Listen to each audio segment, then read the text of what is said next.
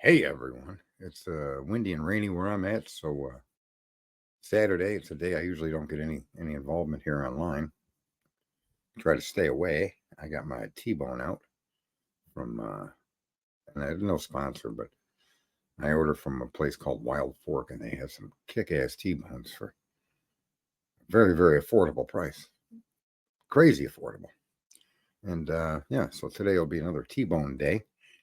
And in the midst of just watching the hours tick by till I'm ready to eat, I thought I would make a video and address it to Judge, who is the judge that's involved with the Idaho 4 case.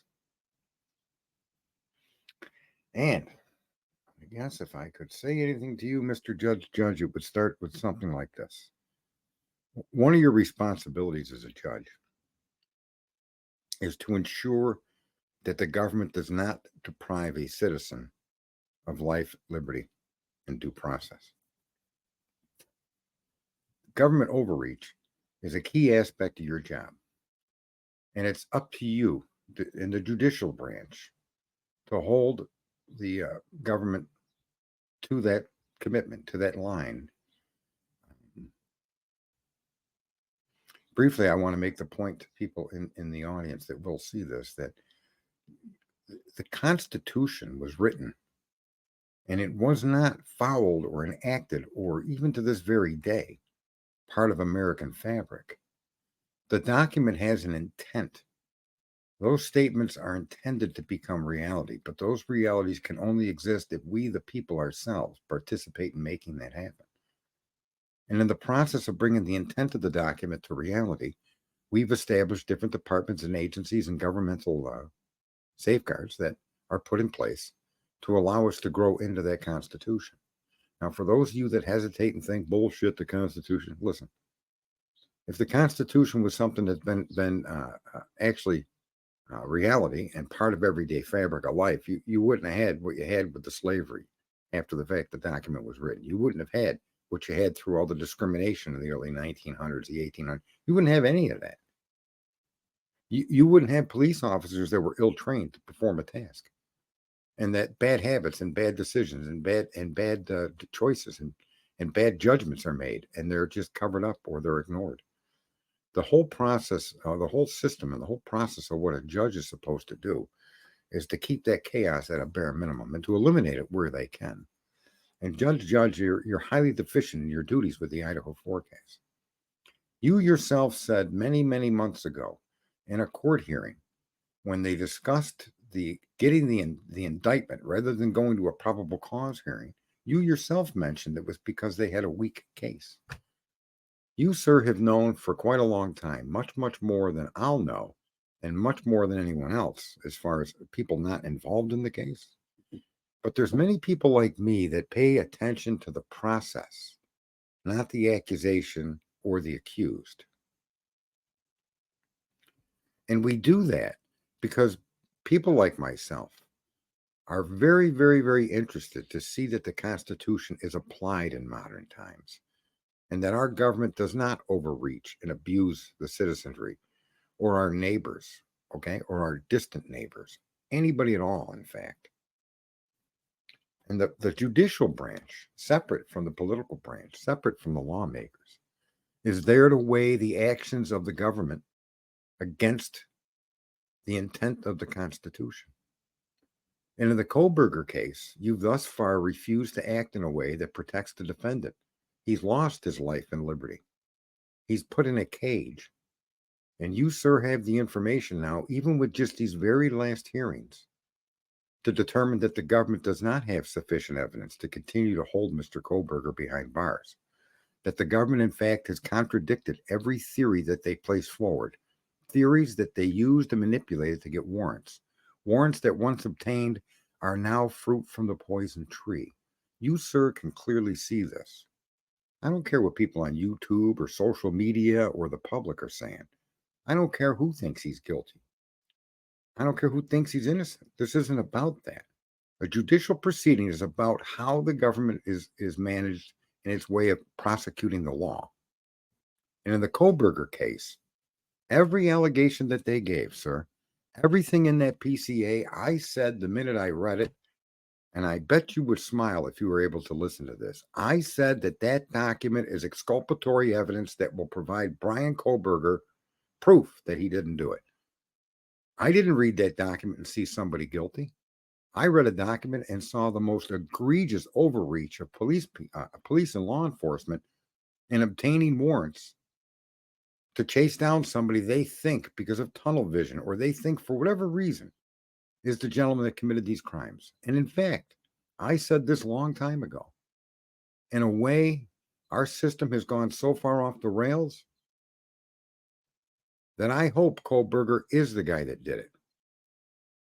And what will end up happening because of what the police and the government have done, or the state of Idaho and the federal government with the FBI, because of the way they ran this investigation, because of the things they did, because of unverifiable facts that they admit are unverifiable, that they used to get warrants, all are going to throw this case down the drain. And we're going to end up with, in the end, two outcomes. One, the case never makes it to trial. I think you and I can agree that it's going to be a struggle to even get near a trial. And two, if this kid did it, he's going to be set free and not be tried for it again. Okay? It's craziness to watch what we're watching, to read what we're reading, to find out what we're being told over and over again. They got warrants and they admit to you, and you've said it in your courtroom at least twice, that the prosecution used no DNA, IgG or otherwise, to obtain any of those warrants. So let's look at the information that they used to obtain warrants. And none of the information is verifiable. Actually, most of the information in the document provides Brian Kohlberger with an alibi. Their idea and the media running around saying he was stalking the victims has been discounted. That those 12 trips were to set up the crime, completely discounted and blown out of the water. The prosecution admits to that. You admitted to it. The prosecution, it's witnesses, it's officers of the law that are to put together the facts that they're to use to get warrants and then to prosecute somebody. The officers themselves admit that the video of an Elantra around the crime scene was an 11 to 13, not Brian Kohlberger's 2015. Nothing places Brian Kohlberger at that house, except maybe possibly, if the accuracy can be depended upon, some DNA. But DNA that they only were able to produce after they initiated warrants. Where was the investigation, Judge? I know you're thinking this to yourself. If they had this guy's name and they knew he worked at WSU, where were the buccals, where were the swabbing of his desk? Where was any investigation into Brian Kohlberger? Why is it we find out through court hearings that not only does Brian Kohlberger have no connection to the victims, electronic or otherwise, but that in fact his apartment, his house, his parents' home, and his car all have no discernible evidence that would connect him to the crime. No biological material was found, and no explanation given to explain that. In other words, no bleach or any cleaning fluids that would say he washed all of this stuff down to hide his involvement. You have a case built on a theory. You have warrants issued on a theory. Warrants that there is not a single fact that's even could be proposed that would put Brian Kohlberger at that scene. Not one. He turned off his phone. His phone didn't connect to the network. That's not a fact of anything to do with the murder. You turn your phone off. We all turn our phone off. We all are capable of driving at many different hours of the day and night. This is the United States. Of course we can do that. If this kid said he was stargazing, that's more believable now that we know unequivocally, because of a jury survey, we know unequivocally Brian Kohlberger cannot be shown to have stalked the victims on his 12 previous trips. Therefore, he could say, I was out bird watching at midnight. As implausible as that is, and that's more believable than the story the prosecution sold the public and sold the media and destroyed this guy's life. This is more about government than it is about Brian Kohlberger, and you know that. You know it. You've always known it. And yet you're letting these shenanigans carry on. Sir, it's your responsibility to protect the citizen from government going too far, from government reaching across the Constitution, ignoring it, throwing it in the garbage can. That's your responsibility, to ensure that the law that's being applied is the application of that law is based on a firm foundation of evidence. And we have a case with no evidence. And the best evidence we have was obtained only after warrants were issued based on unverifiable, unfactual information. That information was presented to a court, a story was told, the warrant was issued. Therefore, anything on the other end of that warrant, sir, becomes, as you know, fruit from the poison tree. This shenanigans has gone on too long. They tore the house down, so there's no more investigating the house. That's gone. That's in the rearview mirror. That's under the dirt decaying at this very moment.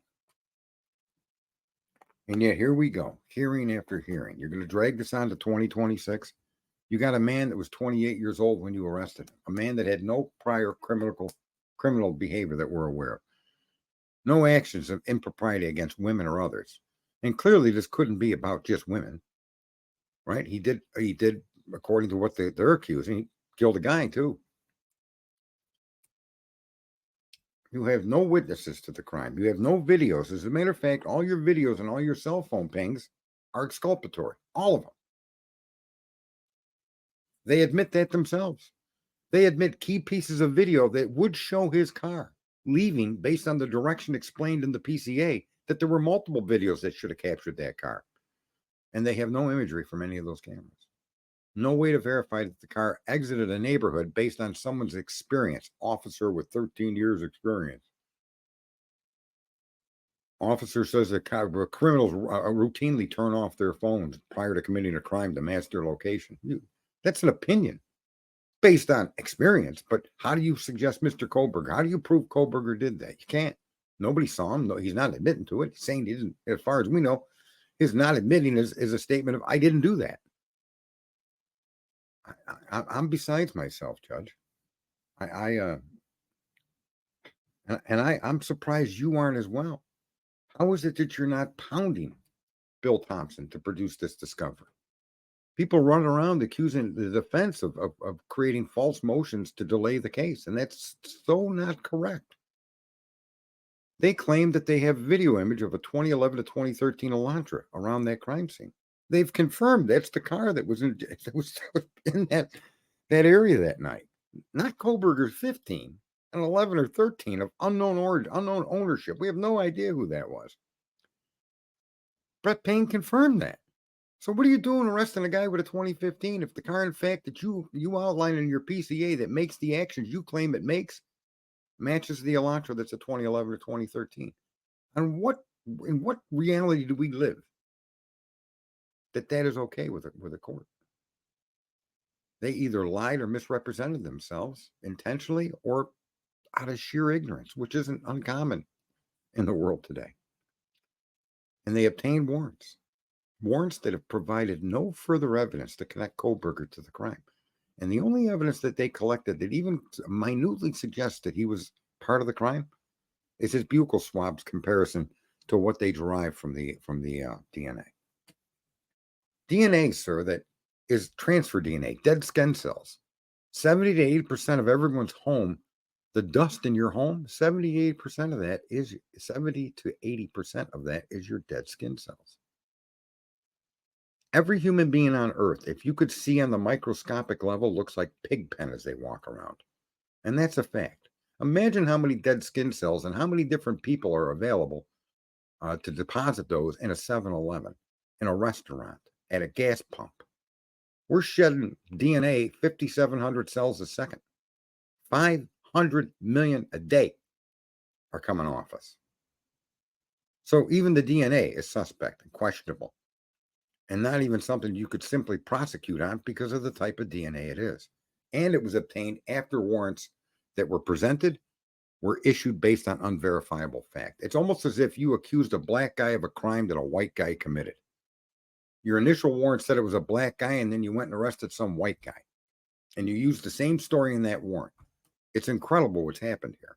Mr. Kohlberger's travels on that night that have been documented or at least given to courts to argue that this is what he did are just false, inaccurate, and don't paint the picture that this guy was ever even near that house.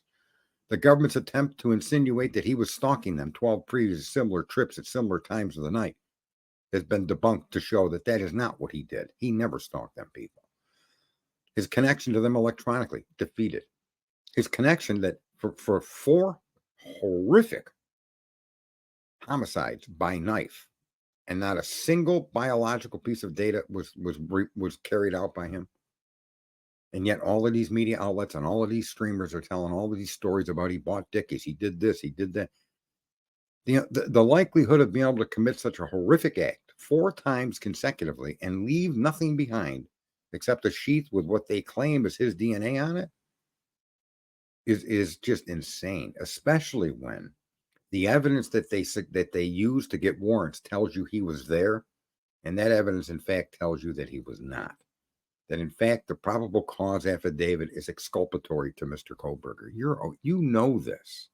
You've said this a few times in court, that A, he wasn't stalking them, and B, that this was a weak case. That's why they avoided the preliminary hearing. You're on record saying that, sir. And in light of all of this information, and in light of these facts, why is Mr. Kohlberger still in jail? Why isn't there an internal investigation from an outside source into your police department and into your prosecutor's office? That's what needs to happen here. People need to be held to account. Officers should not get tunnel vision. Oh, I see a white car. It must be this guy. He owns a white car. It's got to be him. And then try to build a case around that guy? Come on now. That's fine if you're trying to vet suspects, but totally unacceptable if you're going to use this theory to apply for warrants that specifically deny people of their right to a liberty. Okay? They infringed upon Mr. Kohlberger. And the sad part is, whether he did it or not, we probably will never know. But what a horrific thought to consider that in fact he did. And yet everything the police have done, every single act that they've taken, including the actions of the FBI, were unwarranted to be used in a warrant.